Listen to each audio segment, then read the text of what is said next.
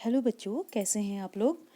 बच्चों, आज हम पढ़ेंगे वसंत, जिसका हम पढ़ेंगे 7वां अध्याय क्या निराश हुआ जाए, जिसके लेखक हैं बच्चों हजारी प्रसाद द्विवेदी।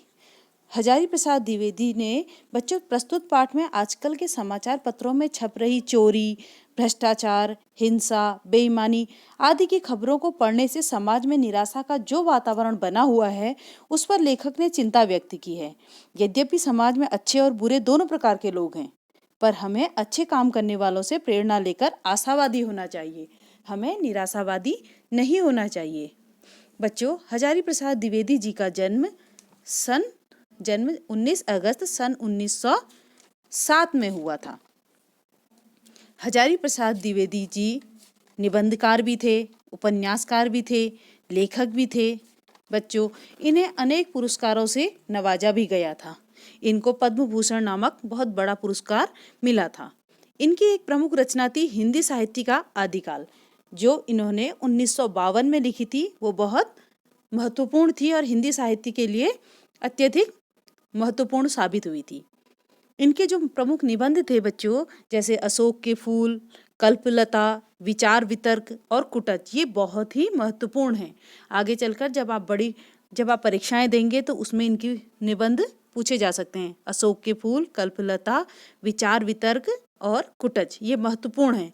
और इनके कुछ उपन्यास, इन्होंने लिखने को तो बहुत उपन्यास लिखे हैं, बहुत निबंध लिखे हैं, लेकिन ये महत्वपूर्ण रचनाएं जो हैं बच्चों, वही मैं आपको बता रही हूँ। जैसे उपन्यास क्या थे इनके, वाण भट्ट की आत्मकथा, वो बहुत महत्वपूर्ण है। एक पुनर्नवा और एक अनाम दास का पोता। बच्चों, और एक क्या था, अनाम दास का पोता।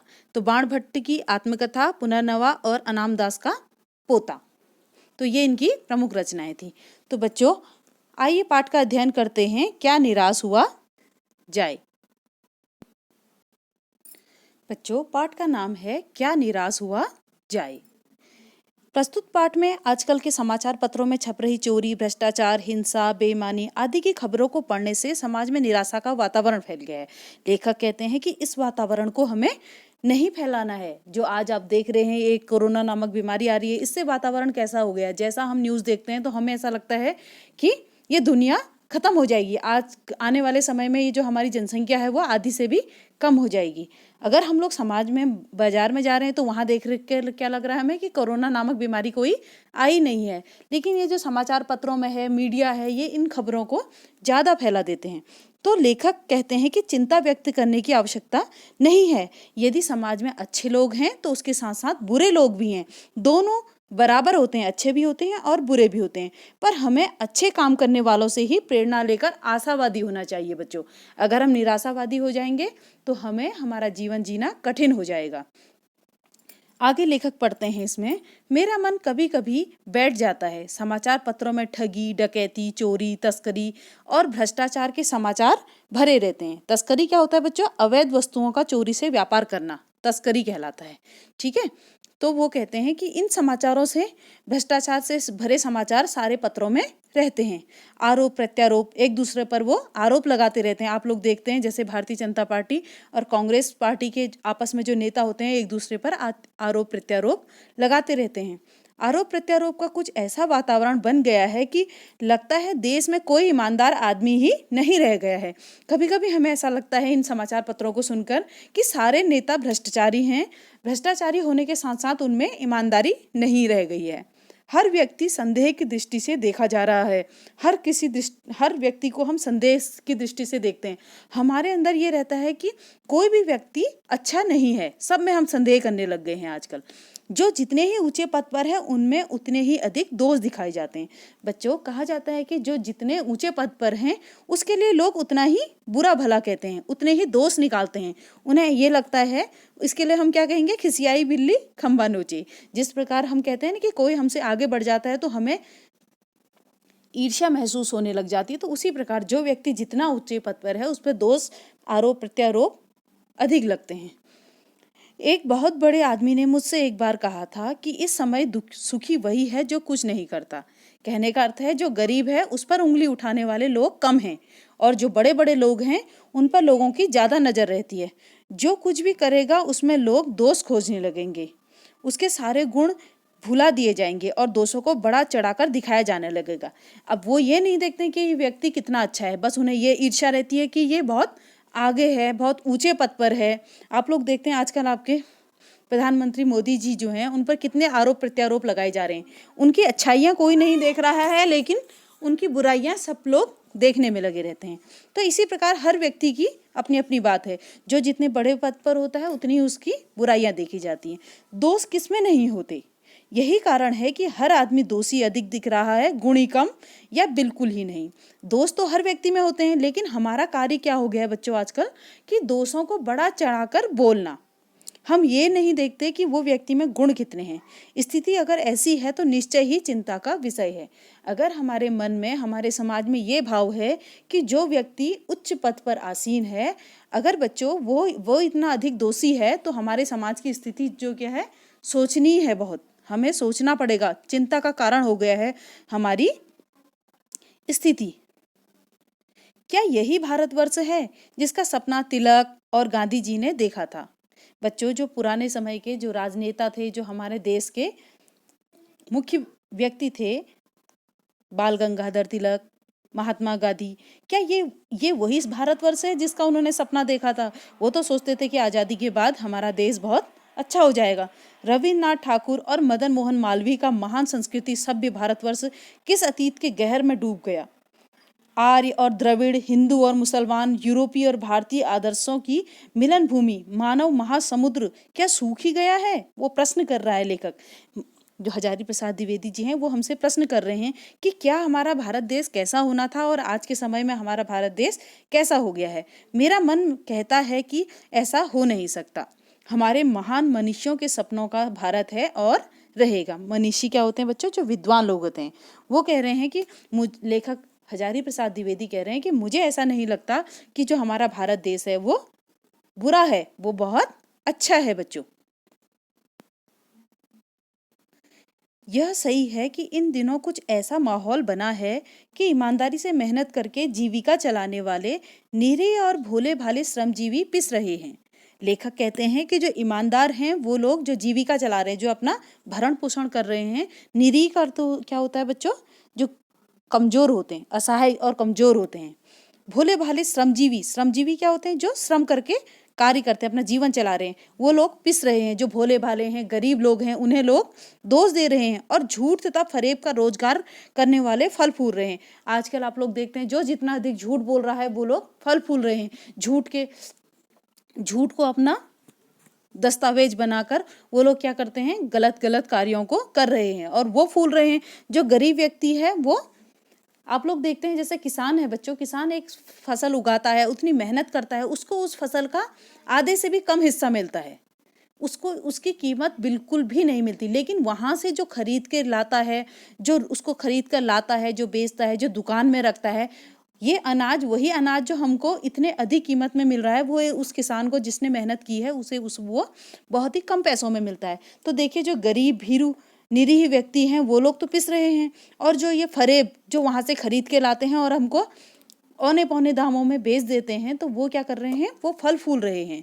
ईमानदारी को मूर्खता का पर्याय समझा जाने लगा है। आजकल लोग ये सोचने लग गए हैं कि अगर हम ईमानदारी से कार्य करेंगे तो हम मूर्ख हैं।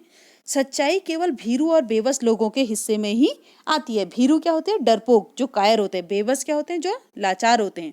तो सच्चाई केवल कमजोर और बेबस लोगों के हिस्से में ही पड़ी रह गई है। ऐसी स्थिति में जीवन के महान मूल्यों के बारे में लोगों की आस्था ही हिलने लगी है।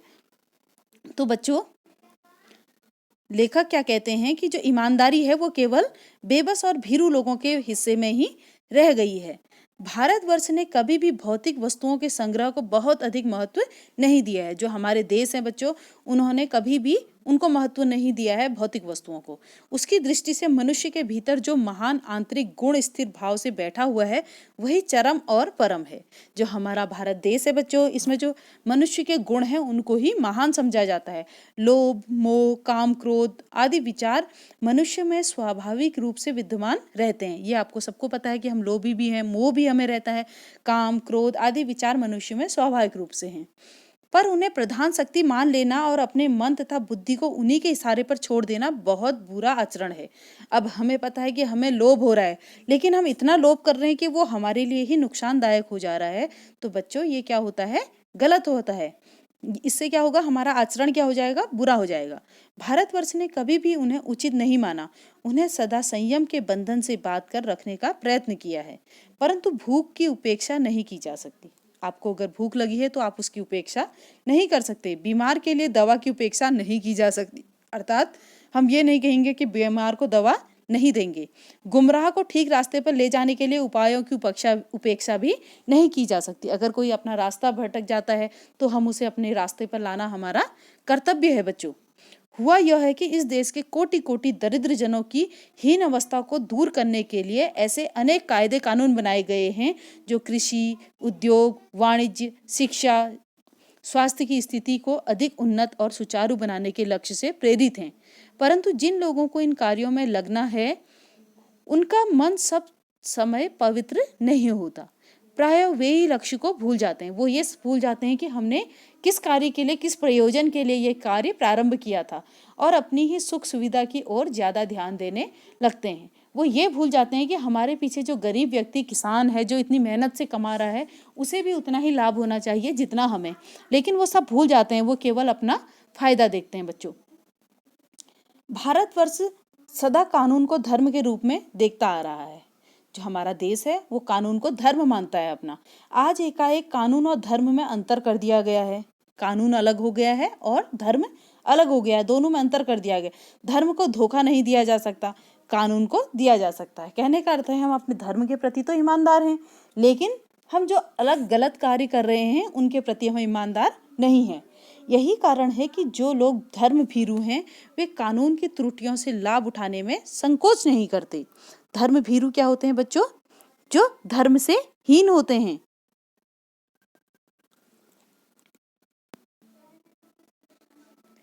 वे कानून की त्रुटियों से लाभ उठाने में संकोच नहीं करते। जो धर्म भीरू लोग हैं वो कानून में जितनी भी गलतियां हैं बच्चों, त्रुटियों से लाभ उठाने में संकोच नहीं करते। कहने का अर्थ है उनके लिए धर्म बड़ा है, लेकिन कानून कोई मायने नहीं रखता। वो कानून को धोखा दे सकते हैं। इस बात के पर्याय प्रमाण खोजे जा सकते हैं कि समाज के ऊपरी वर्ग में चाहे जो भी होता रहा हो, भीतर भीतर भारतवर्ष अब भी यह अनुभव कर रहा है कि धर्म कानून से बड़ी चीज है। कहने का अर्थ है हम धर्म के आड़ में कोई गलत कार्य नहीं करना चाहते।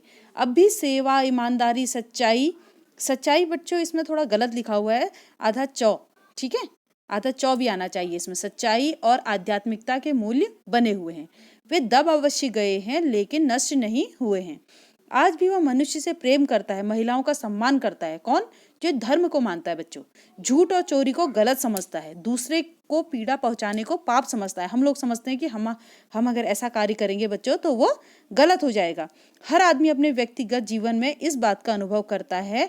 समाचार पत्रों में जो भ्रष्टाचार के प्रति इतना आक्रोश है वह यही साबित करता है कि हम ऐसी चीजों को गलत समझते हैं और समाज में उन तत्वों की प्रतिष्ठा कम करना चाहते हैं जो गलत तरीके से धन या मान संग्रह करते हैं।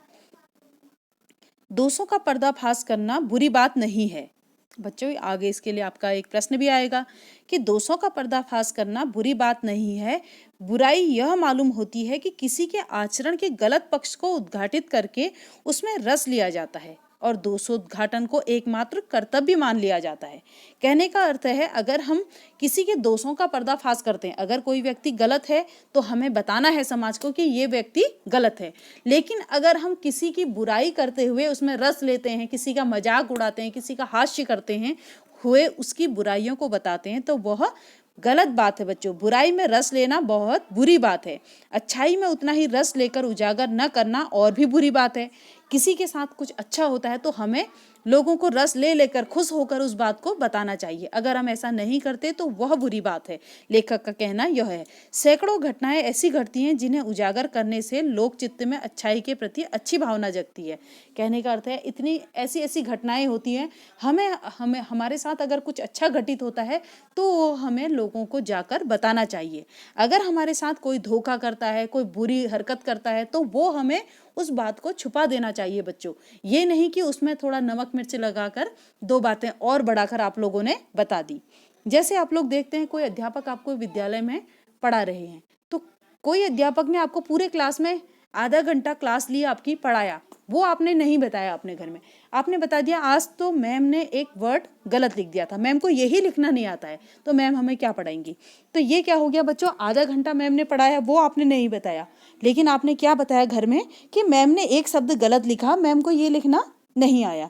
तो ये क्या हो गया, रस लेकर किसी की बुराइयों को उजागर करना। तो बच्चों ऐसा हमें नहीं करना है।